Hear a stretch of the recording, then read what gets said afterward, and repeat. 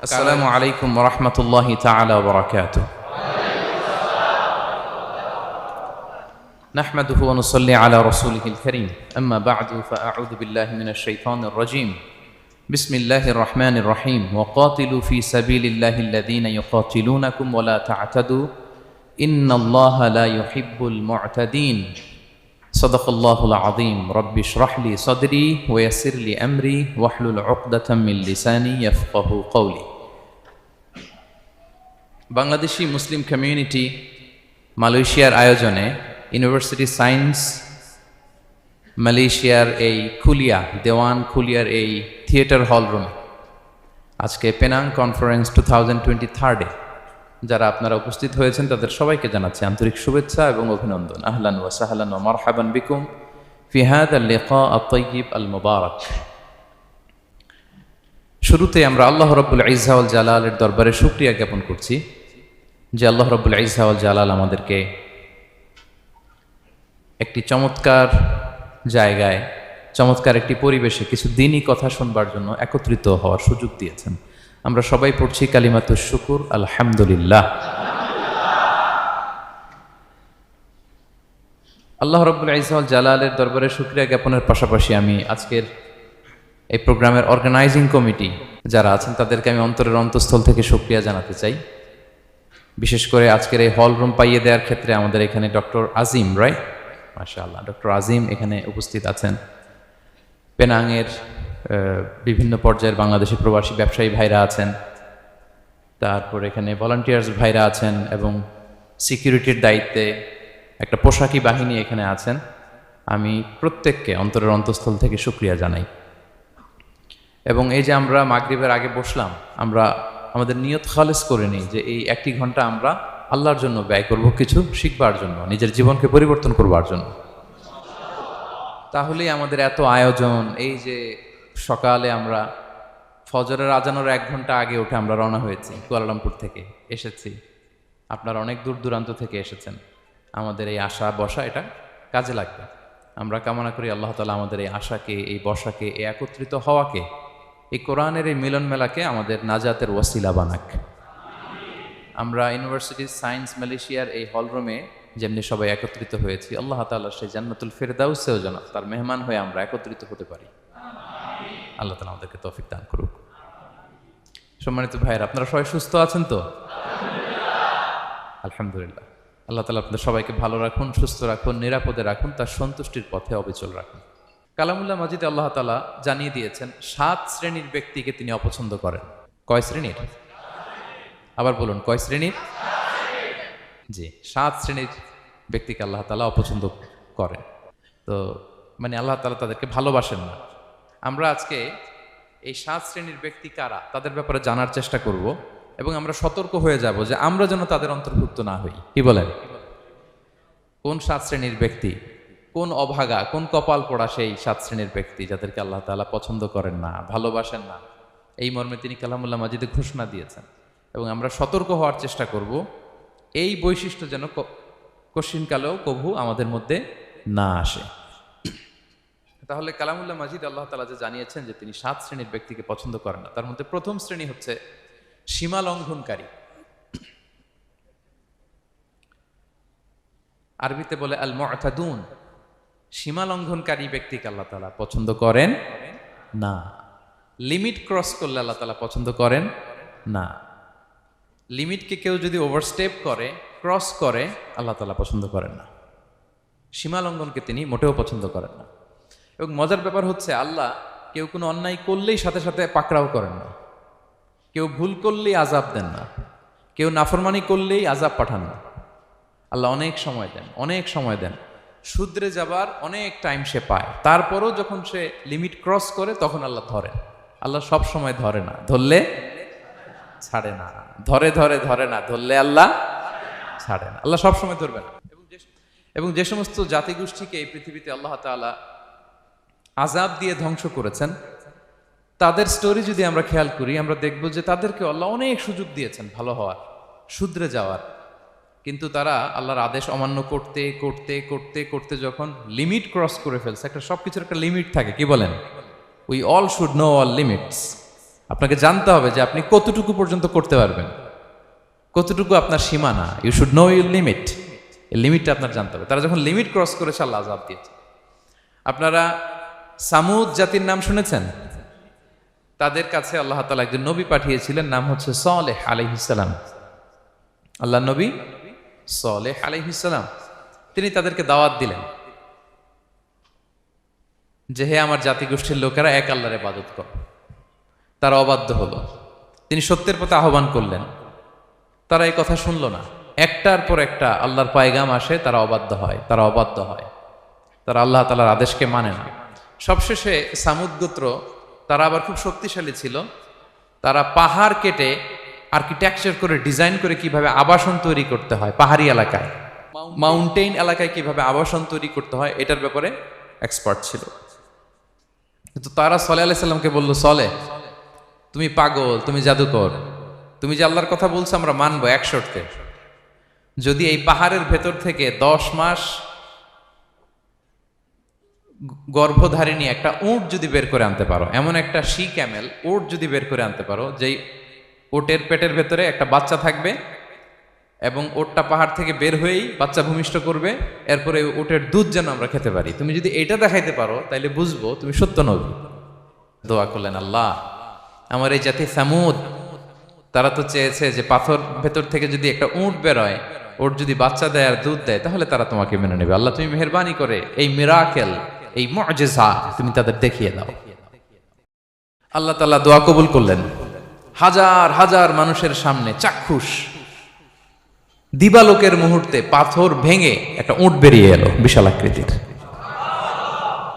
এবং 10 মাস গর্ভধারিণী উট, সাথে সাথে এই উট বেরিয়ে বাচ্চা প্রসব করলো, এবং সাথে সাথে এই ওলান থেকে উটের দুধ বেরোতে লাগলো। হাজার হাজার লোক এটার ওলান থেকে দুধ নিয়ে তারা তৃপ্ত হলো। আচ্ছা, এই মুহূর্তে তাদের কি করা উচিত ছিল বলেন তো? আশহাদু আল্লা ইলাহা ইল্লাল্লাহ ওয়া আশহাদু আন্না মুহাম্মাদুর রাসূলুল্লাহ ওয়া আশহাদু আন্না সালিহান নাবিয়্যুল্লাহ, এটা পড়া দরকার ছিল না? দরকার ছিল। কিন্তু তারা একের পর এক গোয়ার তুমি করতে করতে করতে করতে চাক্ষুষ দিনের বেলা এত বড় একটা মুআজিজা দেখার পরেও তারা অস্বীকার করলো। সাল্লাল্লাহু আলাইহি ওয়াসাল্লাম বললেন, তোমরা তোমাদের ওয়াদা পূরণ করো। তারা বলল, তুমি বড্ড বড় জাদুকর, তুমি যেন তেন জাদুকর না, তুমি পাহাড়ের ভেতরে জাদু ঢুকাই ফেলছো। কি মনে হয় তারা লিমিট ক্রস করে ফেলছে না? এবার ক্রস করছে না? তারা সীমা লঙ্ঘন করে ফেলেছে। দে ক্রসড দেয়ার লিমিট।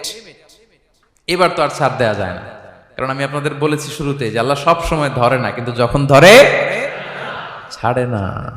আযাব চলে আসলো। কি আযাব? আর্থকোয়েক, রাজফা, পুরো ভূখণ্ড কেঁপে উঠলো। কেঁপে ওঠার সাথে সাথে সব মাটিতে পড়ে গেল। 2 নাম্বার আসলো সাউন্ড ওয়েভ, শব্দ নিনাদ, প্রচন্ড শব্দ তরঙ্গ। জিবরাইল আলাইহিস সালাম ওই এলাকার উপরে এসে এমন জোরে এক চিৎকার মারলেন, ওই চিৎকারে সামুদ গোত্রের প্রতিটি লোক কানের পর্দা ফেটে মুহূর্তের মধ্যে লাশ হয়ে জমিনে পড়ে রইল। Because they cross their limit. তারা তাদের লিমিট ক্রস করেছে। আর যারা লিমিট ক্রস করে, যারা সীমা লঙ্ঘন করে, তাদেরকে আল্লাহ তাআলা পছন্দ করেন না। আপনারা লূত আলাইহিস সালামের নাম শুনেছেন? উনি আল্লাহর একজন নবী ছিলেন। ওনাকে আল্লাহ তাআলা জর্ডান, বর্তমানে যে জর্ডান দেশ আছে সেখানে পাঠিয়েছিলেন। একটা কমিউনিটি ছিল সাদুম কমিউনিটি। ওই সাদুম কমিউনিটিতে তিনি এসেছিলেন। তিনিও দাওয়াত দিলেন, ইয়া কওমি ইবুদুল্লাহ মা লাকুম মিন ইলাহিন গায়রু, হে আমার কওমের লোকেরা, আল্লাহর ইবাদত করো, আল্লাহকে মেনে নাও। ওরা অস্বীকৃতি জানালো। সত্যের পথে আহ্বান করলেন, অস্বীকৃতি জানালো। ওরা, ওদের পাশ দিয়ে ক্যারাভেন যেত, কাফেলার লোকেরা ডাকাতি করত। ডাকাতির শাস্তির ব্যাপারে তিনি ভয় দেখালেন। তারা নিবৃত্ত হলো না। এমনকি তারা সমলিঙ্গের প্রতি যৌন আকর্ষণ বোধ করতো। নাউযুবিল্লাহ। হোমোসেক্সুয়ালিটি। এখন একটা গ্রুপ আছে দেখবেন যে রংধনু নিয়ে মিষ্টি মিষ্টি কথা শোনায় বিশ্বব্যাপী। তাদের সাইন হচ্ছে রংধনু, রেইনবো। তারা ছেলেতে ছেলেতে বিয়ে, মেয়েতে মেয়েতে বিয়ে, এটাকে প্রমোট করে। নাউযুবিল্লাহ মিন যালিক। আমাদের এই মুসলিম সমাজে যেন এই আবর্জনা প্রবেশ করতে না পারে, আমাদেরকে সচেতন থাকতে হবে, ঠিক কিনা? এই সাদুম কমিউনিটির একটা বদ অভ্যাস ছিল, তারা ছেলেতে ছেলেতে বিয়ে করত, পুরুষে পুরুষে। আল্লাহ নবী লূত আলাইহিস সালাম তাদেরকে বুঝালেন যে পৃথিবীতে কেউ এই পাপ কাজ করেনি। প্রাণীদের মধ্য থেকেও একটা পুরুষ প্রাণীর প্রতি আকৃষ্ট হয় না। তোমরা আশরাফুল মাখলুকাত হয়ে কিভাবে এই কাজ করো? তোমরা থামো। তিনি নানা ভাবে হৃদয় নিংড়ানো ভাষা দিয়ে দাওয়াত দিলেন, কিন্তু তারা মানল না। তারা এই পাপ কাজ করতেই লাগলো। আল্লাহ তাআলা ফেরেশতা পাঠিয়েছিলেন ওনার কাছে পুরুষের আকৃতিতে। তারা এই আল্লাহর পাঠানো ফেরেশতাদের সাথে এই অপকর্ম করার প্ল্যান করেছিল। তারা মনে করেছিল সাধারণ মানুষ, আসলে এগুলো ছিল কি আল্লাহর ফেরেশতা। তো আল্লাহর ফেরেশতার সাথে যেহেতু এরকম পাপ কাজের চিন্তা করেছে, তার মানে দে ক্রস দেয়ার লিমিট। কি বলেন? সীমা লঙ্ঘন করে ফেলছে। আযাব, পানিশমেন্ট তাদের জন্য অবধারিত হয়েছে। আল্লাহ তাআলা শাস্তি দিলেন। কি শাস্তি দিলেন? সিম্পল। জিবরাইল আলাইহিস সালাম এসে পুরো শহরটাকে উঠাইয়া উল্টায় ফেলে দিলেন। আল জাযাউ মিন জিনসিল আমাল, যে যেরকম পাপ করে তার শাস্তি এরকম। ওরাও স্বাভাবিক মানুষের যে নেচার, এটারে উল্টায় ফেলছে। কি বলেন? পুরুষ আকৃষ্ট হবে, সেক্সুয়াল অ্যাট্রাকশন ফিল করবে নারীর প্রতি, নারী পুরুষের প্রতি। এই যে নেচারকে উল্টাইছে না, আল্লাহকে তোদের শহরটারে উল্টাই দিলাম। জিবরাইল আলাইহিস সালাম এসে পুরো সাদুম শহরটাকে আকাশে উঠিয়ে একটা আছাড় মারলেন, আপসাইড ডাউন। উপরের অংশ চলে গেল নিচে, সব মাটির অতল গহ্বরে। ফাজআলনা আলিয়াহা সাফিলাহা ওয়া আমতারনা আলাইহিম মিন সিজারাতিন মিন সিজিলিম মানদুদ।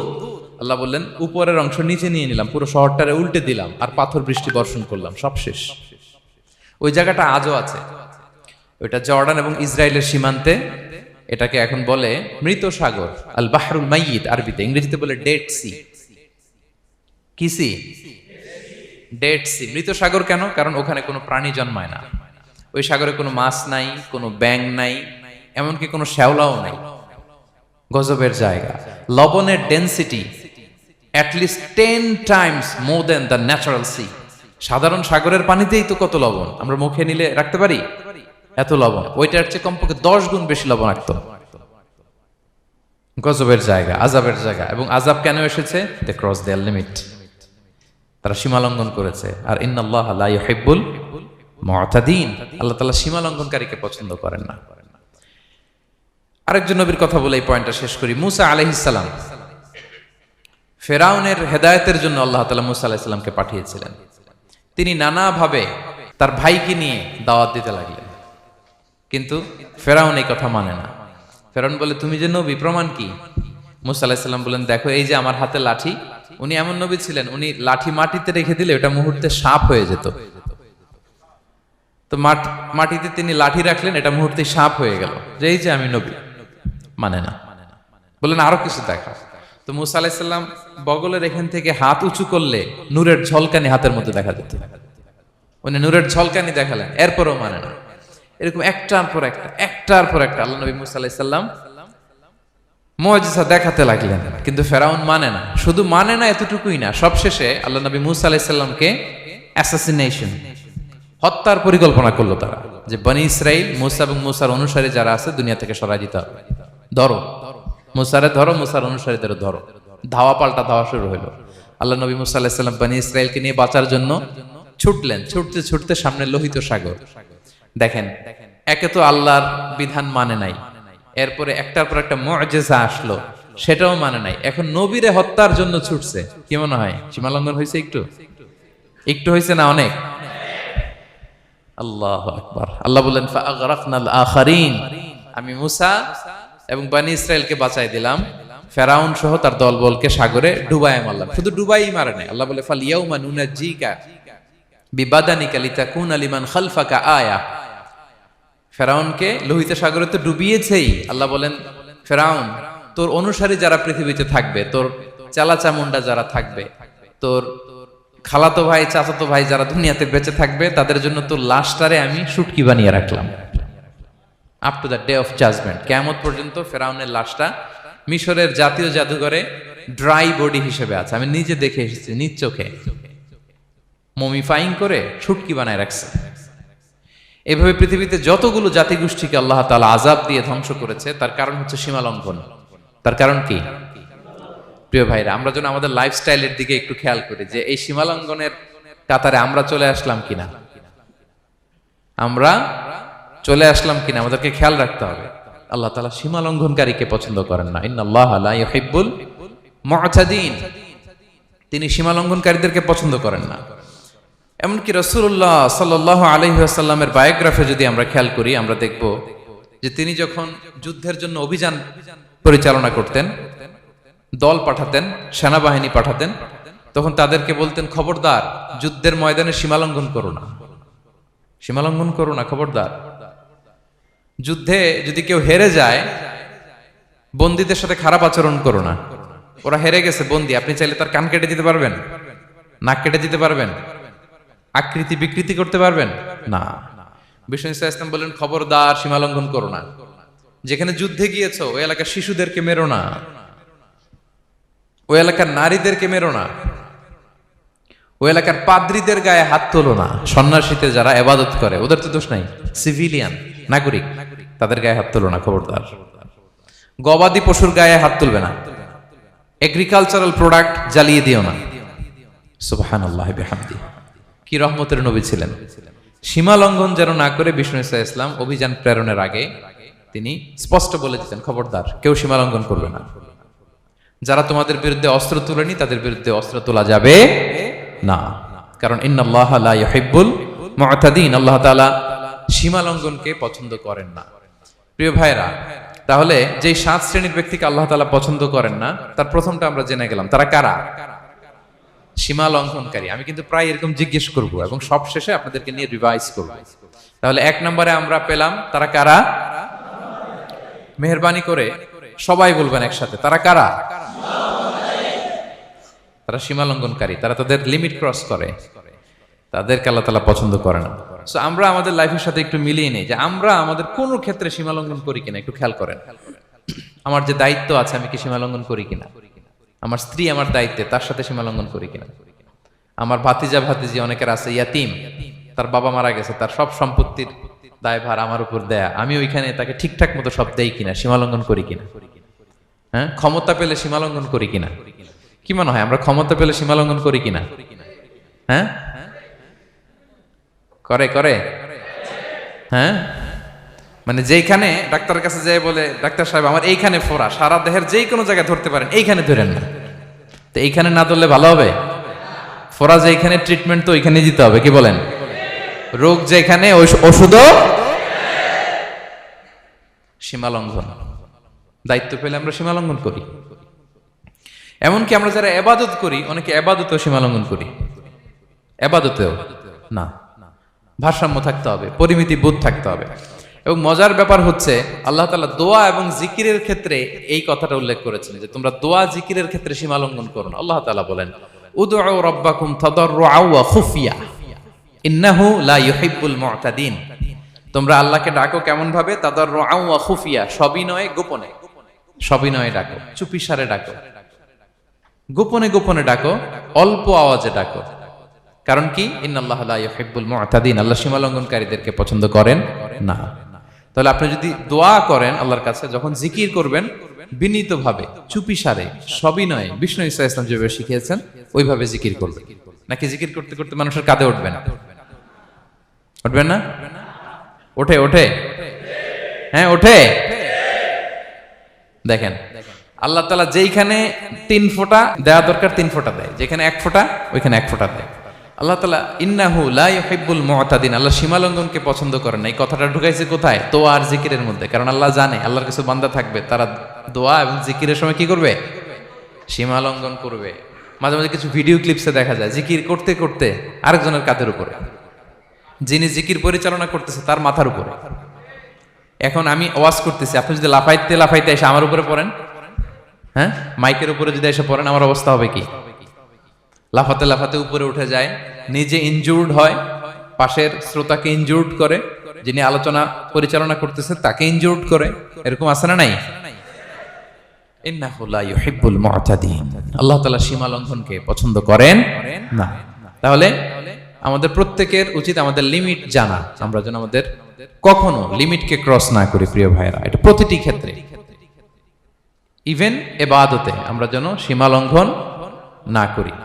এই পয়েন্টটা মনে থাকবে আপনাদের? আচ্ছা, তাহলে 2 নম্বরে আমরা চলে যাই। দুই নম্বরে যে শ্রেণীকে আল্লাহ তাআলা পছন্দ করেন না তারা হচ্ছে জালিম বা অত্যাচারী।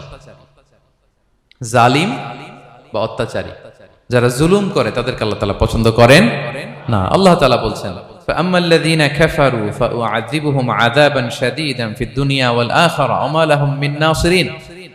যারা দুনিয়াতে কুফরি করবে কঠিন শাস্তি দুনিয়াতেও আখিরাতেও। ওয়া আম্মাল্লাযীনা আমানু ওয়া আমিলুস সালিহাতি ফায়ুওয়াফিহিম উজুরাহুম। আর যারা ঈমান আনবে সৎকর্ম করবে তাদের প্রতিদান আমি আল্লাহ বুঝিয়ে দেব।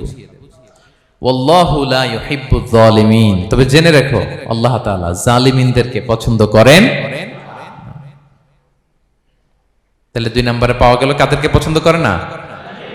আপনি যদি কারো প্রতি জুলুম করেন তাহলে আপনি জালেম, সে হচ্ছে মজলুম। সে কি? মজলুম। মজলুম আপনার ক্ষমা না করলে আল্লাহ তাআলা আপনার ক্ষমা করবে না। মজলুম যদি ক্ষমা না করে আল্লাহ তাআলা কঠিন কালো আপনাকে ক্ষমা করবে না। এজন্য জুলুম যেন আমরা কখনো না করি প্রিয় ভাইরা। জুলুম শুধু আল্লাহ তাআলা আমাদের উপরই হারাম করেনি, আল্লাহ নিজের উপর হারাম করছে। জুলুম শুধু আমাদের জন্যই হারাম না, আল্লাহর জন্য হারাম। আল্লাহ তাআলা বলেন হাদিসে কুদসিতে, ইয়া ইবাদি, হে আমার বান্দারা, ইন্নী হারামতু যুলমা আলা নাফসি, আমি জুলুমকে আমি আল্লাহ নিজের উপরে হারাম করেছি।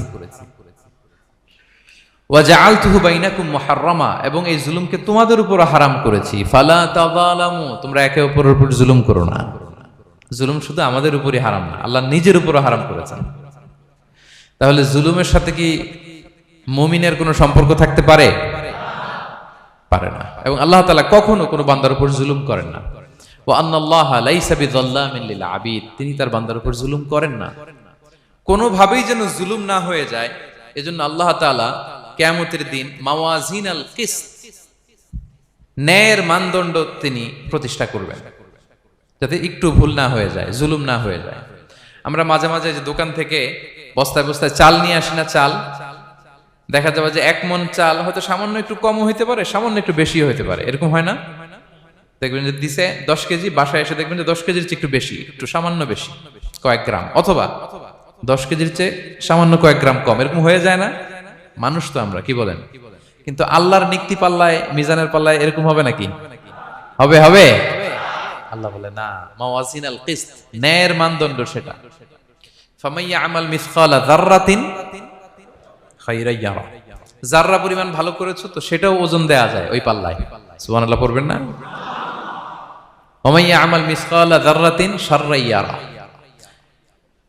অনুপরিমাণ খারাপ করেছো সেটাও ওজন দেয়া যায়। কারণ ওয়া আন্নাল্লাহা লাইসা বিযাল্লামিন লিল আবিদ, তিনি বান্দার উপর জুলুম করেন না। তিনি এমন পাল্লা দিয়েছে যাতে জুলুম না হয়।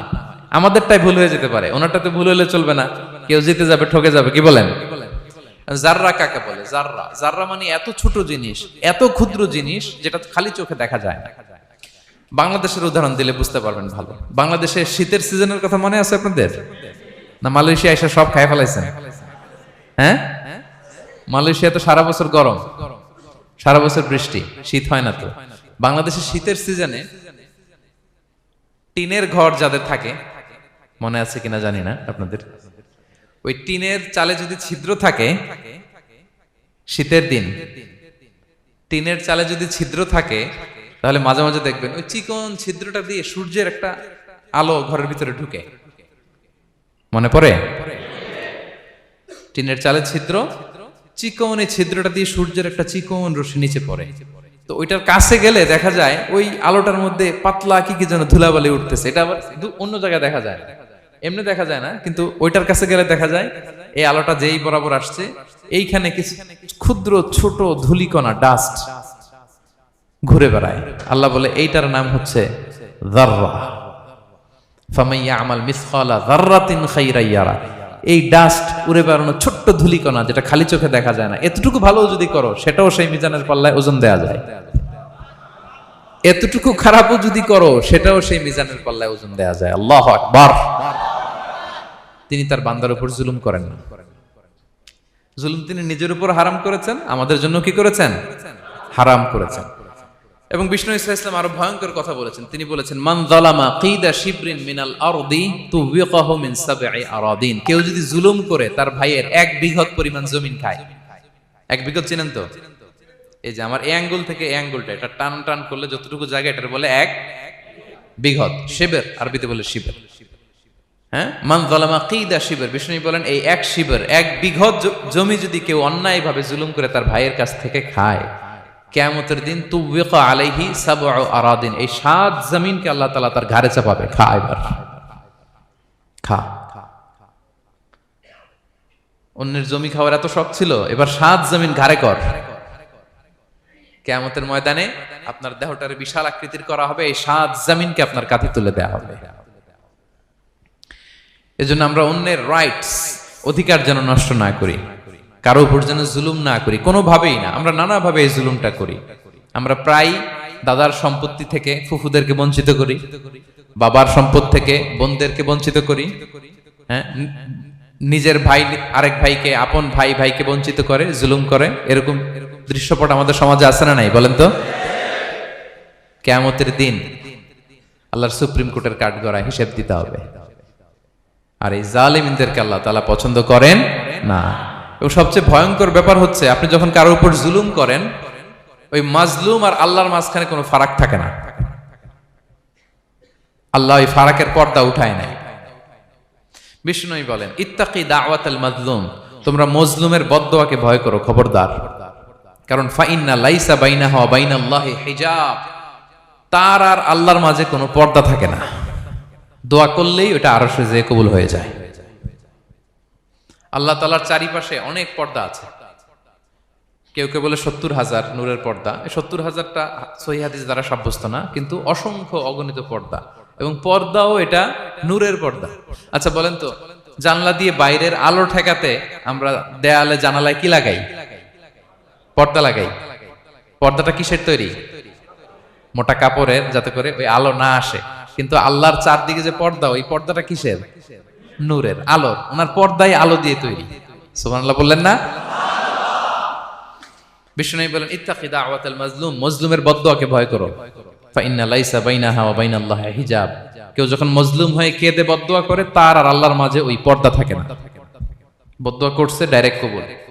খবরদার আমার পেনাঙ্গের ভাইয়েরা, আমরা যেন জালিম না হই। In it's any form, operation in it's any form, যেই কোনো ভাবে, যেই কোনো ক্ষেত্রে, যেই কোনো ধরনের হইতে পারে জুলুম। কাউকে আপনি ছোট্ট কোনো কাজে ঠকালেন, বন্টন নীতিতে ঠকালেন, হ্যাঁ, জমি মেরে দিয়ে ঠকালেন, আমানত মেরে দিয়ে ঠকালেন, ইন ইটস এনি ফর্ম যদি জুলুম করে থাকেন, খবরদার। মজলুমের কান্না কখনো বৃথা যায় না। মজলুমের কান্না কখনো বৃথা যায় না। জীবনের কোনো না কোনো সময়ে এর প্রায়শ্চিত্ত আপনাকে করতে হবে। জীবনের কোনো না কোনো সময়ে এর প্রায়শ্চিত্ত করে আপনাকে মরতে হবে। তাহলে কোন বিশ্বাসী কি জালিম হতে পারে? কারণ ইন্নাল্লাহা লা ইউহিব্বুল যালিমিন, আল্লাহ তাআলা জালিমদেরকে পছন্দ করেন না। তাহলে জুলুমের সাথে আমাদের কোনো সম্পর্ক আছে? হ্যাঁ, কোনো সম্পর্ক আছে। তাহলে 2 শ্রেণীর ব্যক্তির কথা আমরা জানলাম যাদেরকে আল্লাহ পছন্দ করেন না। 1 নাম্বার, প্রথমটা কি ছিল? সীমা লঙ্ঘনকারী, লিমিট যে ক্রস করে, ইন্নাল্লাহা লা ইউহিব্বুল মুআতাদিন। 2 নাম্বার কি জানলাম? হ্যাঁ, জালিম, অত্যাচারী, অপ্রেসর। অপ্রেসরকে আল্লাহ তাআলা পছন্দ করেন না। তাহলে এই দুইটারে আমরা নো বলে দিলাম আজকের এই কনফারেন্স রুমে। আওয়াজ করে বলেন তো সবাই, নো। এই লিমিট ক্রস আর জুলুম, নো, চলে গেছে, খালাস। এবার 3 নম্বরে দেখি আল্লাহ কাদেরকে পছন্দ করেন না। 3 নম্বরে আল্লাহ তাআলা অহংকারী, দাম্ভিক লোককে পছন্দ করেন না। অহংকারী, আমাদের তো অহংকার টহংকার নাই না? আছে? অহংকার আছে? কিসের অহংকার বলেন? টাকার, আর ক্ষমতার, আর সৌন্দর্যের, আর হ্যাঁ পাওয়ার, সোশ্যাল পাওয়ার। এই যে অহংকার, অহংকারের খাঁচা থেকে মুক্ত রাখো আমাদেরকে তুমি প্রভু হয়ে, পড়েন আমিন। এটা একটা ভয়ঙ্কর খাঁচা। আচ্ছা, অহংকার করার আমাদের আছে কি বলেন তো? কিছুই নেই। আল্লাহ বলে ওয়া খুলিকাল ইনসানু দাঈফা, তোমাদেরকে আমি দুর্বল করে তৈরি করছি। আমরা দুর্বল, শুধু দুর্বল না, দুর্বলের ঘরের দুর্বল। আমার বাপ ছিল দুর্বল, আমার দাদা ছিল দুর্বল, আমরা 14 গোষ্ঠী কি? হাল আতা আলাল ইনসানি হিনুম মিনাদ দাহরি লাম ইয়াকুন শাইআম মাযকুরা। আল্লাহ বলেন একটা সময় ছিল উল্লেখ করার মতো তোমার কিছুই ছিল না। আজকে তো এত লম্বা চওড়া মানুষ, আমরা কিছুই ছিলাম না। আমার বর্তমানে বয়স চলে 36, 37। তা আজ থেকে 37 বছর আগে আমি কি ছিলাম? আমার অস্তিত্বই ছিল না, আমার কোনো নাম ছিল না, আমার কোনো গ্রাম ছিল না, আমার কোনো অ্যাড্রেস ছিল না, আমার কোনো পরিচিতি ছিল না। আজ থেকে আরো 37 বছর পরে একটু খেয়াল করেন তো, এখন তো 37, আরো 37 ধরেন বাঁচলাম। এরপরে আমি দুনিয়া, দুনিয়া থাকবে কিন্তু আমি নাই। আজকে কার জন্য আটকে আছে দুনিয়ার কাজ বলেন তো? আপনার দাদার জন্য, আপনার নানার জন্য। তো আপনাকে লাগে কেন? আপনাকে লাগে? লাগে না তো আমাকে। আমি দুনিয়া, একদিন কিছুই ছিলাম না। আল্লাহ বলেন হাল আতা আলাল ইনসানি হিনুম মিনাদ দাহরি লাম ইয়াকুন শাইআম মাযকুরা। তুমি কিছু ছিলা, একটা সময় কিছুই ছিলা না, উল্লেখ করার মতো তুমি কিছুই ছিলা না। অস্তিত্বহীনের জগৎ থেকে তোমাকে আমি অস্তিত্বে আনলাম। তোমার বাবার পৃষ্ঠদেশ থেকে তোমার মায়ের গর্ভাশয়ে আমি তোমাকে ফেললাম। সেখানে আমি আল্লাহ তোমাকে একটু একটু করে তিলে তিলে বড় করলাম। 9 মাস 10 মাস পরে মায়ের পেট থেকে দুনিয়াতে তুমি আসলে। দেখেন তো দুনিয়ায় আসার পর আমাদের অবস্থাটা কি? কাপড় নাই, চোপন নাই, এভাবে চলে আসছি। আসার পরে কেউ যদি মুখে খাবার তুলে দেয় তাইলে খাইতে পারি, হ্যাঁ, তাও লিকুইড খাবার, এদিক দিয়ে দিলে এদিক দিয়ে পড়ে যায়, খালি মুছতে হয়। মেহমান একজন এসে আদর করে কোলে নিচে পেশাব করে দিছি ভরাইয়া, আছে না নাই? হয়েছে না, হয়েছে না? এরকম আদর করে একটা কোলে নিছেন, এখনই না ডায়াপার আসছে মিয়া। আজ থেকে 10 বছর আগে এগুলো ছিল নাকি? প্যাম্পাস ডায়াপার ছিল, এই কাঁথা টাথা নিয়ে কোলে নেওয়া লাগতো, এরপরে দিছে ওদিক দিয়ে জামা টামা ভিজে শেষ। ইভেন রাসূল সাল্লাল্লাহু আলাইহি ওয়াসাল্লামের কোলেও এরকম বাচ্চারা পেশাব করে দিছে, এরকম হাদিস আছে। আদর করে মায়েরা বাবারা আসলেই তো তার বাচ্চাকে রাসূল সাল্লাল্লাহু আলাইহি ওয়াসাল্লাম কোলে দিতেন, পেশাব করে দিতেন।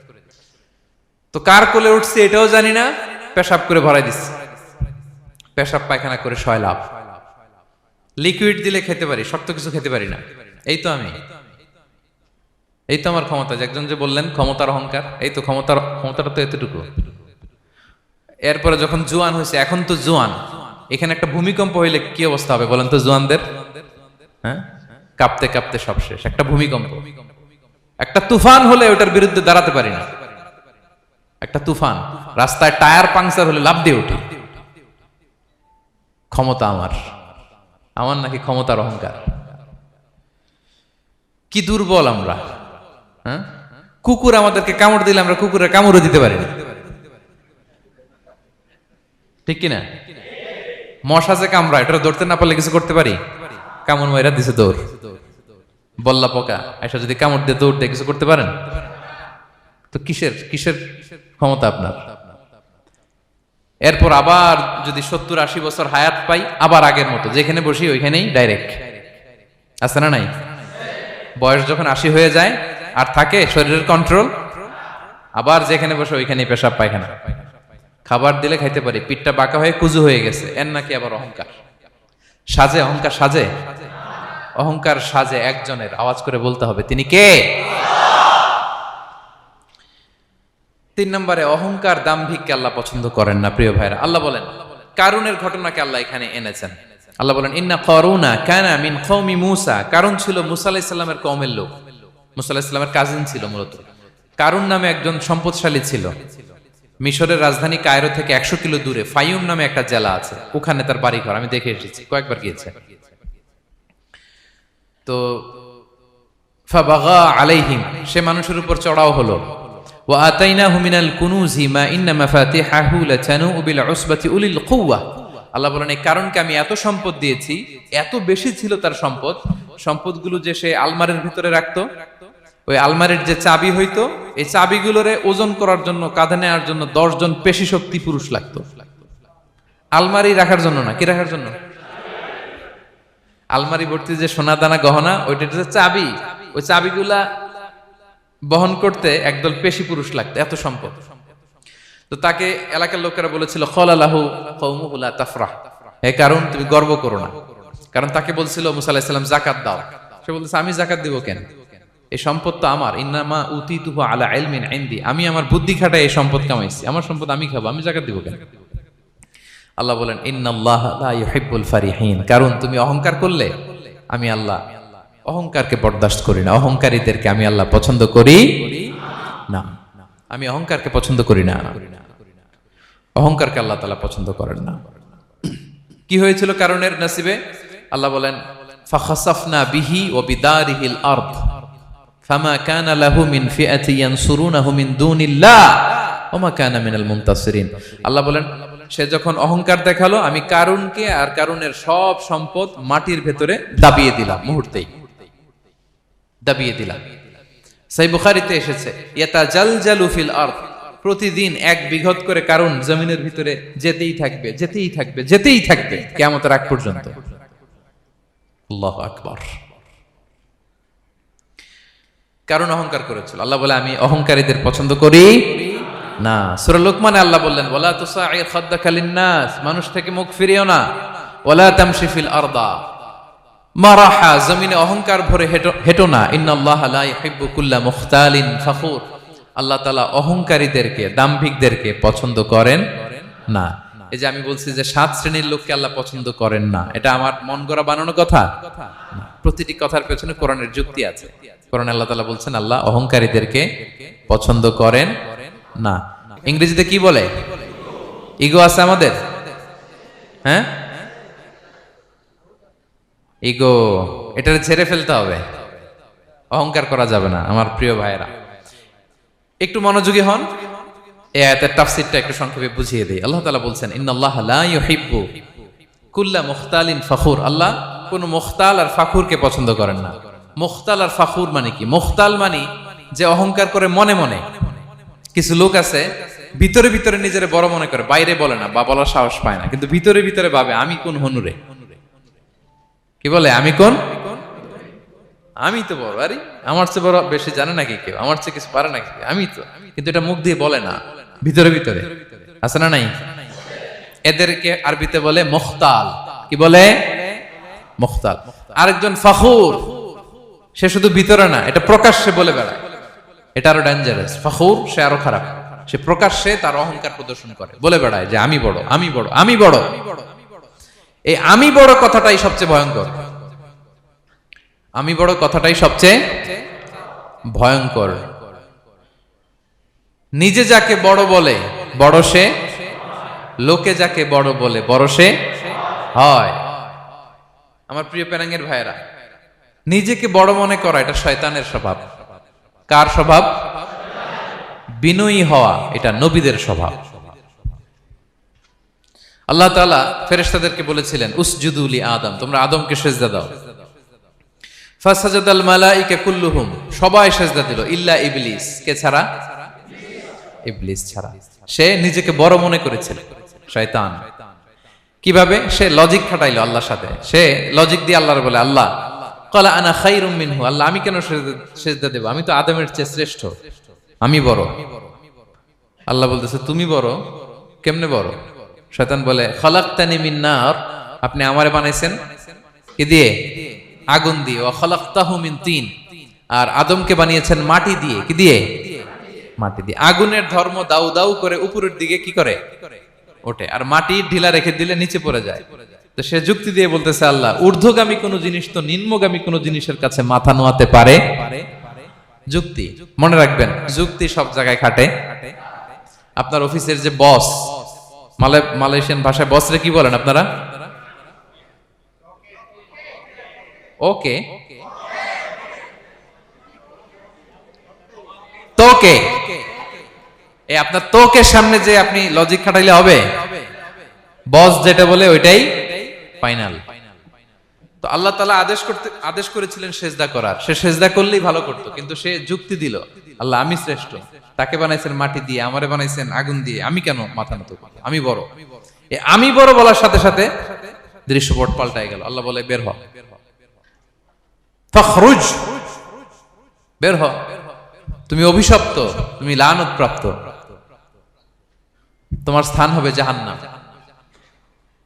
তুমি নিজেকে বড় মনে করেছো, তাইলে বড় মনে করা এটা শয়তানের স্বভাব। কার স্বভাব? তা আমরা নিজেকে বড় মনে করব কখনো? আরো জোরে বলেন, করব? বিষ্ণু ঈসা ইসলাম নিজে নিজে ছোট থাকতে চাইতেন। তিনি দোয়ায় বলতেন, আল্লাহুম্মা জাআলনি ফি আইনি সাগীরা ওয়া ফি আ'য়ুনিন নাসি কাবীরা। আল্লাহ, আমার চোখে আপনি আমারে ছোট বানান, আল্লাহ মানুষের চোখে আপনি আমারে বড় বানান। বিশ্বনবী নিজের চোখে নিজে ছোট থাকতেন, কিন্তু গোটা বিশ্বের মানুষের চোখে বড় হয়েছেন না? কত বড়? রাফা'না লাকা যিকরাক। আল্লাহ বলে, আমি যেখানে অতটুকু পর্যন্ত উঠাইছি আপনারে। কোন নবীর নিচে উপরে? কথা বলেন, কোন নবীকে শেষ পর্যন্ত উঠাইছে? সুবহানাল্লাহ। নবী হে, আমি যদ্দূর আপনার উঠাইছে অদ্দূর, ওই পর্যন্ত নিয়ে গেছে সাক্ষাতের জন্য। সুবহানাল্লাহ। প্রত্যেক নামাজে বিশ্বনবীর উপর দুরূদ আছে না নাই? কিয়ামত পর্যন্ত বিশ্বনবীর প্রতি ভালোবাসা আমাদের পক্ষ থেকে আছে না নাই? আছে। আল্লাহ তাআলা ওনাকে বড় করেছেন। এজন্য নিজের চোখে আমরা নিজে ছোট থাকবো। আপনি যদি বড় হন, এটা মানুষ বলবে। কে বলবে? নাকি আপনিই বলবেন? বলা যাবে না। এবং বিষ্ণু ঈসা ইসলাম কিছু টেকনিক আমাদের শিখিয়েছেন, কিছু টেকনিক আমাদের জানিয়েছেন। এই কাজ করলে তোমরা অহংকার থেকে মুক্ত থাকতে পারবে। এর মধ্যে একটা হচ্ছে আগে আগে সালাম দেওয়া। তিনি বলেন, আল বাদিউ বিসসালামি বারিউম মিনাল কিবর, যে আগে আগে সালাম দেয় তার হৃদয় থেকে আল্লাহ অহংকার তুলে নেয়। আগে সালাম দিয়ে পারবেন? ফোন করলেই আগে কি বলবেন? বাসায় ঢুকেই আগে কি বলবেন? স্ত্রীকে আগে সালাম দিবেন, বন্ধুকে আগে সালাম দিবেন, বাসার কাজের লোকটাকে আগে সালাম দিবেন, আপনার ড্রাইভারকে আগে সালাম দিবেন, বাসার দারোয়ানটারে আগে সালাম দিবেন। ফকির একটা আসলে আপনি সালাম দিয়ে ফেলবেন। পারবেন? হৃদয় থেকে অহংকার ফেলে দিবে কে? আগে আগে আমরা সালাম দিব।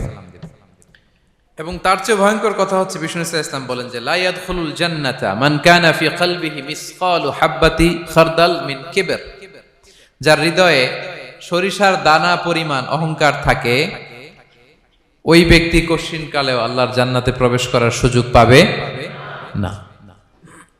কশিনকালেও পাবে না। এর কারণ অহংকার আল্লাহর চাদর। অহংকার কার চাদর? আল কিবরিয়া রিদাই ওয়াল আযামাতু ইজারি। আল্লাহ বলে, অহংকার আমার চাদর, বড়ত্ব আমার লুঙ্গি। যে এগুলো ধরে টান দেয় তারে আমি জাহান্নামে নিক্ষেপ করব। ফালা উবালি, ফালা উবালি, আই ডোন্ট কেয়ার। আমি ওদিকে কেয়ার করি না, আমি তারে জাহান্নামে ফেলবো। সো অহংকার আমাদের সাজে না। আমি শুরুতেই তো বললাম, আমাদের লাইফ সার্কেলটা একটু দেখাইলাম না যে ছিলাম কই? অস্তিত্বহীন থেকে দয়া করে মায়া করে তিনি আমাকে অস্তিত্বে এনেছেন। কত ছোট্ট, কত ক্ষুদ্র, কত নগণ্য, কত দুর্বল ছিলাম আমরা। আবার যৌবনের একটা পিরিয়ড কাটিয়ে, যৌবনের সময় তো কতটা দুর্বলতা বললাম, আবার সে দুর্বল, মানে দুর্বল থেকে দুর্বল। এই হচ্ছে আমাদের লাইফ স্টোরি, লাইফ হিস্ট্রি। তাহলে অহংকার আমাদের সাজে। অহংকার তার সাজে যার কোনো ক্ষয় নাই, যার কোনো লয় নাই, যার কোনো অভাব নাই। হ্যাঁ, গোটা বিশ্ব তার মুখাপেক্ষী, তিনি কারো মুখাপেক্ষী না, ঠিক কিনা? গোটা বিশ্ব তার কাছে ঠেকা, তিনি কারো কাছে ঠেকা না, ঠিক কিনা? গোটা বিশ্ব তাদের সার্ভাইভালের জন্য তার প্রতি মুখ থুবড়ে পড়ে থাকে, তিনি কারোর জন্য বসে থাকা লাগে। অহংকার সাজে তার। আর এই আল্লাহর অহংকারের চাদর ধরে যে টান দেয়, আল্লাহ বলে, ওরে আমি জাহান্নামে ফেলবো, আর তাদেরকে আমি পছন্দ করি না। আল্লাহ তাআলা অহংকারীদেরকে পছন্দ করেন না। তাহলে অহংকারকেও আমরা না বলে দিব, নো বলবো। নো, আওয়াজ করে বলেন নো। শুধু মুখে মুখে নো নাকি অন্তর থেকে? এই তো আজকের দিওয়ান কুলিয়ার বাইরে ফেলে দিছি আমরা অহংকার। কি বলেন পেনাঙ্গের ভাইরা? আর অহংকার করব? আপনি বিনয়ী হন। মান তাওয়াদা তারাফা। বিষ্ণু বলেন, যে নিচু হয় আল্লাহ ওরে টাইনা উঁচু করে। আপনি বিনয়ী হবেন, আল্লাহ আপনার উঁচু করবে। আর আপনি উঠতে চাবেন, এক থাপ্পড় মেরে জমিনে আল্লাহ মিশাই দিবে। এজন্য বড়ত্ব, দাম্ভিকতা এটা আল্লাহর পোশাক। আমরা যেন তার পোশাক ধরে টান না দেই। এই পয়েন্টটা কি সবার কাছে ক্লিয়ার? আচ্ছা, কয়টা গেল? এক নম্বরে কি ছিল? হ্যাঁ, সীমা লঙ্ঘনকারীকে আল্লাহ তাআলা পছন্দ করেন না। দুই নাম্বার, এই তো মনে রাখছেন, মাশাআল্লাহ। অনেক এনার্জেটিক অডিয়েন্স, খেয়াল রাখছে। আর শুরুতে বলছিলাম তো, মনে রেখে দিছে এজন্য যে ধরবে তো মাঝখানে। আচ্ছা, জালিমকে আল্লাহ পছন্দ করেন না। এইমাত্র যেটা বললাম 3 নাম্বার, অহংকারী ব্যক্তিকে আল্লাহ পছন্দ করেন না। 4 নাম্বার হচ্ছে অপচয়কারী বা অপব্যয়কারী। অপচয়কারী বা অপব্যয়কারী, এই শ্রেণীর ব্যক্তিকে আল্লাহ তাআলা পছন্দ করেন। আল্লাহ বলেন, কুলু ওয়াশরাবু ওয়ালা তুসরিফু, তোমরা খাও পান করো, কিন্তু ওয়ালা তুসরিফু, তোমরা অপব্যয় করো না। ইন্নাহু লা ইউহিব্বুল মুসরিফিন, আল্লাহ তাআলা অপব্যয়কারীকে পছন্দ করেন না। অপচয়, প্রয়োজন নাই তারপরও খরচ, অপ্রয়োজনীয় খরচ, এটা আল্লাহ পছন্দ করেন না। ইভেন কি দানের ক্ষেত্রেও, আপনি যে দান করবেন, এখানেও ভারসাম্যপূর্ণ দানের কথা বলা হয়েছে। আল্লাহ বলছেন, ওয়াল্লাযীনা ইযা আনফাকু লাম ইউসরিফু ওয়া লাম ইয়াকতুরু ওয়া কানা বাইনা যালিকা কাওয়ামা, যারা দান করে, দানের ক্ষেত্রে কৃপণতাও করেন, আবার সব দিয়ে দেন। যেমন আপনার ছেলের স্কুলের বেতন দিতে হবে, ফ্যামিলির খরচ আছে, এটা আছে সেটা আছে, কিন্তু আপনি বেতনে সব দিয়ে দিলেন একজনকে, তো আপনি চলবেন কেমনে? দেয়া যাবে না, ভারসাম্যপূর্ণ হয় নাই। ভারসাম্যপূর্ণ হইতে হবে। তাহলে অপচয়টা আল্লাহ তাআলা পছন্দ করেন না। এবং বিষ্ণু সাল্লাল্লাহু আলাইহি ওয়াসাল্লাম বলেছেন, কুলু ওয়াশরাবু, খাও পান করো, ওয়া তাসাদদাকু, দান করো, ওয়ালবাসু, যা মনে চায় পরিধান করো। ভালো পোশাক পরিধান করে আপনি আল্লাহ শুকর করবেন, কোনো অসুবিধা নেই, কিন্তু শর্ত হচ্ছে মা লাম ইউখালিতুহু ইসরাফ, এটার মধ্যে কোন ধরনের অপচয় অপব্যয় থাকতে পারবে, আও মাখিলা, অথবা বড়ত্ব থাকতে পারবে না। তাহলে 4 নম্বরে আমরা জানলাম যে অপচয়কারীকে আল্লাহ তাআলা পছন্দ করেন না। শুধু এখানেই শেষ না, আল্লাহ তাআলা অপচয়কারীকে শয়তানের ভাইয়ের সাথে তুলনা করেছেন। কার ভাই? আল্লাহ বলেন, ওয়ালা তুবাযযির তাবযীরা, তোমরা অপচয় করো না, কারণ ইন্নাল মুবাযযিরিনা কানু ইখওয়ানা শায়াতিন, অপচয়কারী কার ভাই? ওয়া কানা শাইতানু লিরাব্বিহি কাফুরা, শয়তান তার প্রভুর ব্যাপারে অকৃতজ্ঞ। তাহলে আমরা জানলাম অপচয়কারী কার ভাই? আচ্ছা বলেন তো, বুঝে শুনে উত্তর দিন। যিনি শয়তানের ভাই, উনি নিজেও একটা কি? বলে ফেলছেন আপনারাই, আমি আর কি বলবো। যারা আল্লাহ শয়তানের ভাই বানাইছে, ও নিজেও একটা কি? তাহলে এটা যেন আমরা না করি। আমরা যেন পরিমিতি বোধ যেন আমাদের ব্যয়ের ভেতরে থাকে। এই আয়াতগুলোতে আমরা 2টা শব্দ পাই, একটা ইসরাফ আর একটা তাবযীর। ইন্নাল্লাহা লা ইউহিব্বুল মুসরিফিন, আর জায়গায় ওয়ালা তুবাযযির তাবযীরা। দুটোই হারাম পেনাঙ্গের ভাইয়েরা। পার্থক্যটা কি? পার্থক্য হচ্ছে, ইসরাফ মানে হচ্ছে বৈধ বা হালাল কোনো ক্ষেত্রে প্রয়োজনাতিরিক্ত ব্যয় করা। হালাল কিন্তু আপনি অতিরিক্ত খরচ করছেন। বাসায় আম লাগবে 2 কেজি, কয় কেজি? 2 কেজি হলে সুন্দর খাওয়া যায়। নিয়ে আসছেন 10 কেজি, কয় কেজি? 3 দিন পরে এগুলো পচে টচে নষ্ট হয়েছে, অপচয় হয়েছে না? কিন্তু আম কিনা হালাল না হারাম? আম খাওয়া হালাল না হারাম? তাহলে এই যে হালাল জিনিসে প্রয়োজনাতিরিক্ত যে খরচ করছেন, এটাকে বলে ইসরাফ, এটা নিষেধ। আরেকটা আল্লাহ যেটা আরো ভয়ঙ্কর, শয়তানের ভাই বানাইছে আল্লাহ যে কারণে, ওটার বলে তাবযীর। ওটা কি? তাবযীর হচ্ছে অবৈধ বা হারাম কোনো ক্ষেত্রে প্রয়োজনাতিরিক্ত ব্যয় করা। এমনি কাজটা হারাম। এমনি কাজটা কি? বলেন তো, মদ খাওয়া কি? এখন ট্রাক ভর্তি করে মদ নিয়ে আসছেন। নাচানাচির অনুষ্ঠানে ফান্ডিং করা কি? অশ্লীলতা, নৃত্য প্রদর্শনের একটা প্রোগ্রাম হবে নারীদের, এটাতে ফান্ডিং করাটা কি? হারাম। এখানে আপনি হাত খুলে দান করছেন, এটারে বলে তাবযীর। তাহলে ইসরাফও হারাম, তাবযীরও হারাম। 2টার মধ্যে বেশি হারাম হচ্ছে তাবযীর। যে তাবযীরের কারণে আল্লাহ তাআলা তাকে শয়তানের ভাই বলেছেন। তাহলে অপচয়ের সাথে আমাদের কোনো সম্পর্ক। আমরা একটু গলা ফাটিয়ে অপচয়কে নো বলে দিব। আওয়াজ করে বলেন, নো। আজকে থেকে আর কোনো অপচয় নাই। আজকে থেকে অপচয় নাই। বিশ্বনবী সাল্লাল্লাহু আলাইহি ওয়াসাল্লাম একবার আম্মাজান আয়েশা রাদিয়াল্লাহু তাআলা আনহার ঘরে ঢুকলেন। ফাওয়াজাদা কিসরাতা খুবজিন মুলকাতিন আলাল আরদ। আম্মাজান আয়েশার ঘরে ঢুকেই দেখলেন এক টুকরো রুটি মাটিতে পড়ে আছে। কোথায় পড়ে আছে? ফাগাদিবান নবী সাল্লাল্লাহু আলাইহি ওয়াসাল্লাম রেগে গেলেন। তিনি রাগান্বিত হলেন, প্রচন্ড রেগে গেলেন। রেগে আম্মাজান আয়েশাকে বললেন, আয়েশা, এই যে আল্লাহর রিজকে তুমি নষ্ট করছো, আল্লাহর রিজিকের মূল্যায়ন করতে শেখো আয়েশা। কোন ঘরে যদি আল্লাহর রিজিক আসে আর ওই রিজিককে যদি মূল্যায়ন করা না হয়, তাহলে সেই রিজিক আর এই ঘরে আসে না। কারণ এই রুটিটা খেয়েই তো তুমি বেঁচেছিলা, ঠিক কিনা? আজকে আমরা যেই রুটিটা যেই ভাতগুলো ফেলে দিয়ে ডাস্টবিনে, এতটুকু খাইলে আমার কাশ্মীরের ভাইরা বেঁচে যাবে, এতটুকু পাইলেই আমার ফিলিস্তিনের ভাইরা বেঁচে যায়, এতটুকু পেলেই ওই ডাস্টবিনে মারামারি করে যারা খাবার খোঁজে ওরা বেঁচে যায়, ঠিক কিনা? এজন্য বিষ্ণু ইসলাম রেগে গেলেন। বিষ্ণু সবসময় রাখতেন না, রেগে বললেন, আয়েশা, আল্লাহর নেয়ামতের কদর করো, তোমার ঘরে রিজিক আসলে ওটার যদি মর্যাদা না দাও, এই রিজিক তোমার ঘরে আর ঢুকবে না। নট নেসেসারি শুধু খাবারের ক্ষেত্রে, যে কোনো ক্ষেত্রে অপচয় যেন না হয়, অপচয় অপব্যয় যেন না হয়। আমরা অনেক সময় করে ফেলি, খেতে বসলে অনেক খাবার নিয়ে ফেলি, অর্ডার করতে গেলে দোকানে অনেক অর্ডার করে ফেলি, রেস্টুরেন্টে, কিন্তু এই খাবারগুলো নষ্ট করা যাবে না, ডাস্টবিনে যেন না যায় আপনার কারণে। আপনি কি করবেন? লেফট ওভার ফুড সাথে করে বঙ্গুজে নিয়ে আসবেন। আপনারা তো বঙ্গুজ বলেন নাকি? পেনাঙ্গে কি বলে? বঙ্কুজ। হ্যাঁ, টেক অ্যাওয়ে বা বঙ্কুজ বললে ওরা বঙ্কুজ দিবে, নিয়ে আসবেন, বাসায় এনে রাতে খাবেন, তারপরের দিন খাবেন, অথবা কাউকে দিয়ে দিবেন, কিন্তু খাবার নষ্ট করা চলবে, কারণ ইন্নাল্লাহা লা ইউহিব্বুল মুসরিফিন, আল্লাহ তাআলা অপচয়কারীকে পছন্দ করেন। কথাটা কি বুঝতে পেরেছেন সবাই? আচ্ছা, কয়টা গেল? আর বাকি রইল কয়টা? 5 নাম্বার, খেয়ানতকারী। আমানতের খেয়ানত যে করে, বা বিশ্বাসঘাতক, আমানতের খেয়ানত যে করে। অনেক লম্বা কথা, আমি যেহেতু সময় কম শেষ করে দিচ্ছি। ইন্নাল্লাহা লা ইউহিব্বুল খাইনিন, আল্লাহ তাআলা খেয়ানতকারীকে পছন্দ করেন। বিশ্বাসঘাতকতা যে করে, আল্লাহর কথা বাদ দেন, আমাদের সমাজে বলেন, কেউ যদি বিশ্বাসঘাতকতা করে আমরা পছন্দ করব? করব না, তাকে কেউ পছন্দ করে না। ইন্নাল্লাহা লা ইউহিব্বু মান কানা খাওয়ানান আসিমা, পাপী খেয়ানতকারীকে আল্লাহ পছন্দ করেন না। এবং মুনাফিকের আলামত রাসূল সাল্লাল্লাহু আলাইহি ওয়াসাল্লাম বলেছেন, কি দেখে মুনাফিক চিনবা? তিনি বলেছেন 3 জিনিস দেখে মুনাফিক চিনবা। 1, ইযা হাদ্দাসা কাযাবা, মুনাফিক কথা বললে মিথ্যা বলে। কথা বললে কি করে? ওয়া ইযা ওয়াআদা আখলাফা, ওয়াদা করলে খেলাফ করে। 3 নম্বরে ওয়া ইযা আতুমিনা খানা, মুনাফিকের কাছে আমানত রাখলে খেয়ানত করে।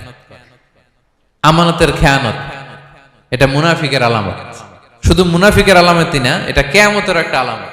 আল্লাহ বলেন, ইন্নাল্লাহা ইয়া'মুরুকুম আন তুআদ্দুল আমানাতি ইলা আহলিহা, আল্লাহ তাআলা আদেশ করেছেন আমানতের যে হকদার তার হাতে তার আমানত পৌঁছে দাও।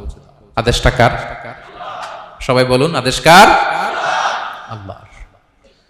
আমানতের খেয়ানত, এটা মুনাফিকের আলামত এবং কিয়ামতের আলামত। এক বেদুইন এসে রাসূল সাল্লাল্লাহু আলাইহি ওয়াসাল্লামকে বলল, ইয়া রাসূলুল্লাহ, মাতা সাআ, কিয়ামত কবে হবে? কি কবে হবে?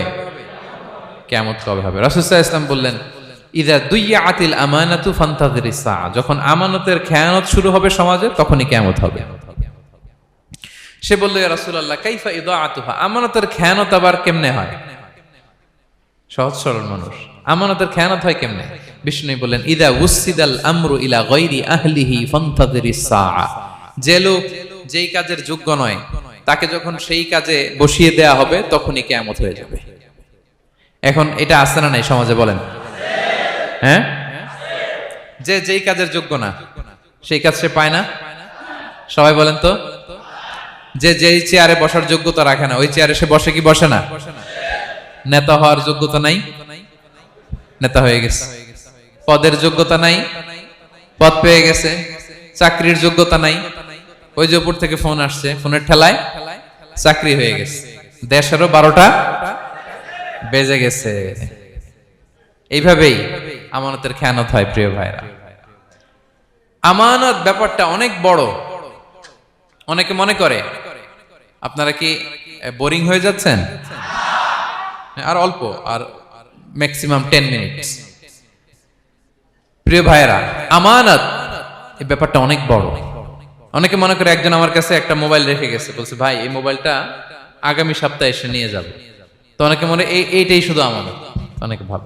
বা 10,000 রিঙ্গিট রেখে বললো, 3 দিন পরে এসে আমি টাকাটা তোমার কাছ থেকে নিব। তো আপনি দিয়ে দিলেন, এটা তো আমানতদার হলেনি। কিন্তু শুধু এতটুকু আমানত নয় প্রিয় ভাইয়েরা আমার। আল্লাহ তাআলা আমাদেরকে যা দান করেছেন তার সবই আমানত, সবকিছুই আমানত। এই যে আমাকে আল্লাহ জ্ঞান দিয়েছেন, এই জ্ঞানটা আমানত। যাদেরকে আল্লাহ পরিচিতি দিয়েছেন, পরিচিতি, এটা আমানত। আমার অর্থ, আমার সন্তান, আমার ক্ষমতা, আল্লাহর দেয়া প্রতিটি নিয়ামতই আমানত। এবং এই আমানতের ব্যাপারে আল্লাহ তাআলা জিজ্ঞেস করবেন। আপনি একটা প্রতিষ্ঠানের প্রধান, এই প্রতিষ্ঠান আপনার কাছে আমানত। আপনি মসজিদের সভাপতি, এই মসজিদ আপনার কাছে আমানত। আপনি চেয়ারম্যান, এই ইউনিয়ন পরিষদটা আপনার কাছে আমানত। কি বলেন? আপনি MP, member of the parliament, এই নির্বাচনী এলাকাটা আপনার কাছে আমানত। আপনি রাষ্ট্রপ্রধান, পুরো রাষ্ট্রের প্রতিটি ইঞ্চি আপনার কাছে কি? এই আমানতের খেয়ানত যখন হবে, বিষ্ণু বললেন তখনই কিয়ামতের অপেক্ষা করো, ফান্তাযিরিস সাআহ, কিয়ামত হয়ে যাবে। তাহলে খেয়ানতকারীকে আল্লাহ তাআলা পছন্দ করেন না, আমানতের খেয়ানতকে পছন্দ করেন না। আর আমানত এটা ব্যাপক বিষয়। আমার জ্ঞান, আমার ক্ষমতা, আমার পরিচিতি, আমার সন্তান, আমার স্ত্রী, সবকিছু আমানত, এবং এগুলোর ব্যাপারে আল্লাহ তাআলা আমাদেরকে জিজ্ঞেস করবেন। কয়টা গেল? তাহলে খেয়ানতকে আমরা নো বলে দিব। আওয়াজ করে বলেন নো। একটা সাথে আমাদের সম্পর্ক নেই। 6 নম্বরে হচ্ছে ফাসাদ সৃষ্টিকারী, বিশৃঙ্খলা সৃষ্টিকারী। সমাজে যারা বিশৃঙ্খলা সৃষ্টি করে তাদেরকে আল্লাহ পছন্দ করেন না। আল্লাহ বলেন ইন্নাল্লাহা লা ইউহিব্বুল মুফসিদিন। আল্লাহ তাআলা ফাসাদ সৃষ্টিকারীদেরকে কখনো পছন্দ করেন না। সমাজে নানাভাবে, সামাজিকভাবে ফাসাদ, রাজনৈতিকভাবে ফাসাদ, অর্থনৈতিকভাবে ফাসাদ, এই যত ফাসাদ বিশৃঙ্খলা আছে এগুলোর হোতা যারা, তাদেরকে আল্লাহ পছন্দ করে না। নানাভাবে দেখবেন যে সমাজে অনেকে ফাসাদ সৃষ্টি করে। আমাদের বাংলাদেশে কিছুদিন আগে কাঁচামরিচের দাম বেড়ে গেছে না? কেমনে বাড়লো? নিশ্চয়ই কেউ সিন্ডিকেট করছে, নিশ্চয়ই কেউ মজুদদারি করছে, নিশ্চয়ই এখানে কেউ ফাসাদ তৈরি করছে, ঠিক কিনা? প্রতিটি সেক্টরে আপনি খুঁজে দেখবেন ফাসাদ, হ্যাঁ, মারামারি, বিশৃঙ্খলা, ফাসাদ। এই কিছুদিন আগে এক নির্বাচনের প্রার্থীকে ধরে পিটাইছে, সবাই দেখলাম আমরা, তাই না? এটা ফাসাদ হয়েছে না? বিশৃঙ্খলা হয়েছে না? এই আপনি যদি ধরে ধরে বলেন, পরিবারে, সমাজে, রাষ্ট্রে, অর্থনীতিতে, বাজারে, প্রতিটি জায়গায় ফাসাদ আছে না নাই? আল্লাহ তাআলা বলেন ইন্নাল্লাহা লা ইউহিব্বুল মুফসিদিন। এই ফাসাদ সৃষ্টিকারীকে আল্লাহ তাআলা পছন্দ করে না। মদিনাতে এই যে টিকিটের দাম, সুন্দর কথা বলছেন, টিকিটের দাম বাড়ায় যারা দেয়, সেম গোস টু দেম, তাদেরও একই কথা, ফাসাদ সৃষ্টিকারী আর মুফসিদুন। এই যে আমাদের হাজিদের এত টাকা লাগে কেন? 50,000 টাকার টিকিট হয়ে গেছে কয় লাখ? 2 লাখ, কয় 1 লাখ? হজে যারা গেছে 1,95,000 টাকা করে পড়ছে একজনের টিকিট। কিয়ামতের দিন আল্লাহর সুপ্রিম কোর্টের কাঠগড়ায় তোমাকে দাঁড়াতে হবে, পাই টু পাই সেদিন হিসেব নিয়ে আল্লাহ তাআলা ছাড়বেন, ঠিক কিনা? সেদিন হবে আসল খেলা। এখন তো আমরা মাইক পেলেই বলি খেলা হবে, কিন্তু আসল খেলা কবে?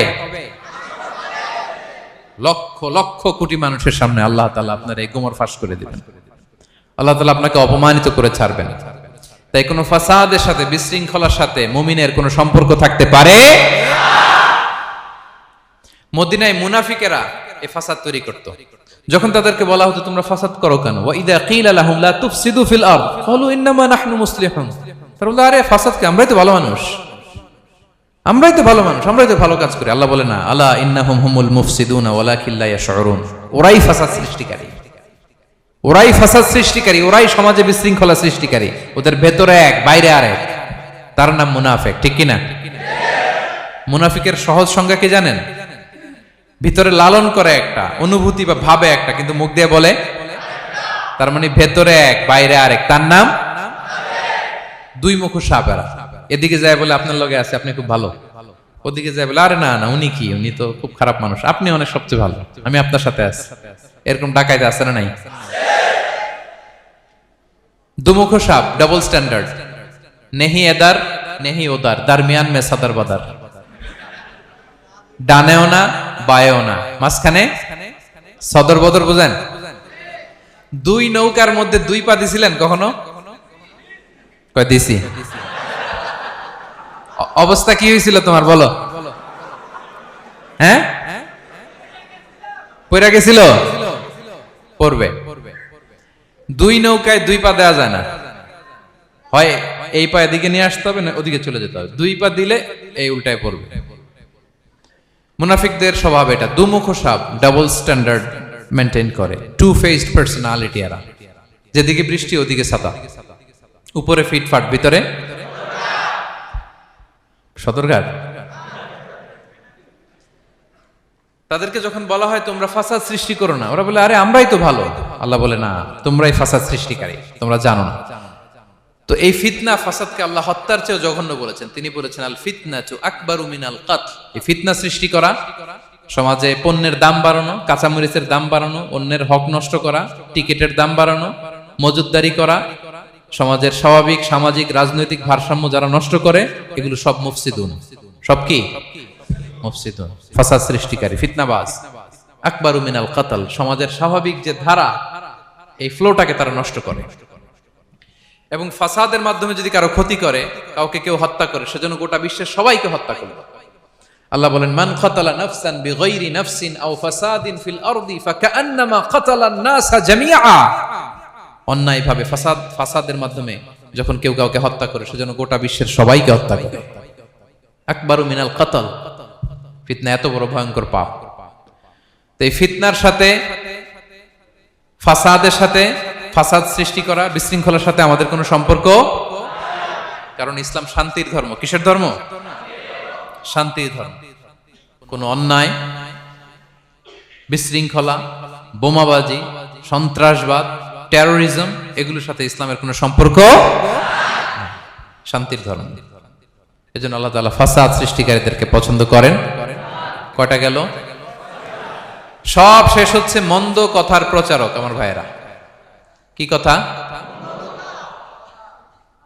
কোন ধরনের বাজে কথা, মন্দ কথা, অশালীন কথা, অশ্লীল কথা আমরা মুখ দিয়ে উচ্চারণ করব। কোন ধরনের বাজে স্ট্যাটাস, মন্দ স্ট্যাটাস, অশালীন স্ট্যাটাস আমরা ফেসবুকে দিব? কারো এরকম অশালীন স্ট্যাটাস শেয়ার দিব? নেভার, কখনো দিব না। আল্লাহ পছন্দ করেন। আল্লাহ বলেন লা ইউহিব্বুল্লাহুল জাহরা বিসসুই মিনাল কওলি ইল্লা মান যুলিম ওয়া কানা আল্লাহু সামিআন আলিমা। কোন খারাপ কথা কেউ প্রকাশ করবে, পাবলিক করবে, ওপেনলি বলে বেড়াবে, এটা আল্লাহ পছন্দ করে না। কিন্তু সে যদি মাজলুম হয় সেটা ভিন্ন কথা। কোন ধরনের অশ্লীল কথা, অশালীন কথা মুমিনের মুখ দিয়ে বেরোতে পারে? রাসূল সাল্লাল্লাহু আলাইহি ওয়াসাল্লামের ব্যাপারে দেখেন, আনাস রাদিয়াল্লাহু কি বলেন? তিনি বলেন লাম ইয়াকুনিন নবিয়্যু সাল্লাল্লাহু আলাইহি ওয়াসাল্লাম সাব্বাবান। বিষ্ণু সাল্লাল্লাহু আলাইহি ওয়াসাল্লাম মুখ দিয়ে কোনোদিন কাউরে বকা দেয় নাই, গালি দেয় নাই। ওয়ালা ফাহাশান, আমার নবী কখনো তার জবান মোবারক দিয়ে অশালীন কথা বলেন নাই। ওয়ালা লাআনান, কাউকে লানত তিনি করেন নাই। সুবহানাল্লাহ পড়েন। তো সেই নবীর উম্মত হয়ে আমরা কোনো খারাপ কথা বলবো? অশালীন কথা? একসাথে বন্ধুরা যখন বসেন আড্ডা দিতে, যে অনেকে অশ্লীল কথা বলে ফেলে, আছে না নাই? বন্ধুরা কি বলেন আপনারা? Cowan Cowan Cowan. তো এই যে একসাথে বসতে যে অনেক সময় অশালীন, অশ্লীল কথাবার্তা অনেকে বলে ফেলে, এদেরকে আল্লাহ তাআলা পছন্দ করে না। এই জাতীয় কথা যেন আমাদের মুখ দিয়ে কখনো বের না হয়। এবং অশ্লীলতার প্রচার যারা সমাজে ঘটায়, আল্লাহ বলে তাদেরকে দুনিয়াতেও আমি লাঞ্ছিত করব, শাস্তি দেব, আখিরাতেও দেব। আল্লাহ তাআলা বলছেন ইন্নাল্লাযীনা ইউহিব্বুনা আন তাশিআল ফাহিশাতু ফিল্লাযীনা আমানু লাহুম আযাবুন আলীম ফিদ দুনিয়া ওয়াল আখিরাহ। যারা চায় মুমিনদের মাঝে অশ্লীলতা ছড়িয়ে পড়ুক, তাদেরকে দুনিয়া আখিরাতে আমি লাঞ্ছিত করে ছাড়ব। দুনিয়ায় লাঞ্ছিত, আখিরাতেও লাঞ্ছিত। দুনিয়াতেও আযাব, আখিরাতেও। এজন্য অশ্লীলতার সাথে আমাদের কোনো সম্পর্ক নাই। আমরা কোনো অশ্লীল কথা যেন আমরা না বলি। এখন অশ্লীলতার সয়লাভ, নাটকের নামে, সিনেমার নামে, বিনোদনের নামে, আছে না নাই? এই যে ডিভাইস, হ্যাঁ, সয়লাভ, আপনি ঢুকবেন আর বেরোতে পারবেন না, এমন ভাবে আপনাকে এঙ্গেজ করে রাখবে। এগুলোর সাথে মুমিনের কোনো সম্পর্ক আছে না। মুমিন যেটাই করবে ওটা হালাল পন্থায় করবে, ঠিক কিনা? তাই কোনো অশ্লীলতাকে আমরা শেয়ার দিব না। সোশ্যাল মিডিয়ায় কোনো অশ্লীল ভিডিও দেখবো না, শেয়ারও দিব না। কোনো অশ্লীল নাটক, সিনেমা এগুলো আমরা দেখবো না। দিনকে দিন এটা এমন ভাবে গ্রাস করতেছে, আমাদের সমাজটাকে শেষ করে ফেলতেছে এক এক নামে। পত্রপত্রিকা আমরা দেখি এখন নতুন কি আসছে, ওটিটি প্ল্যাটফর্ম। এরপরে কি আসছে, ওয়েব সিরিজ, আছে না নাই?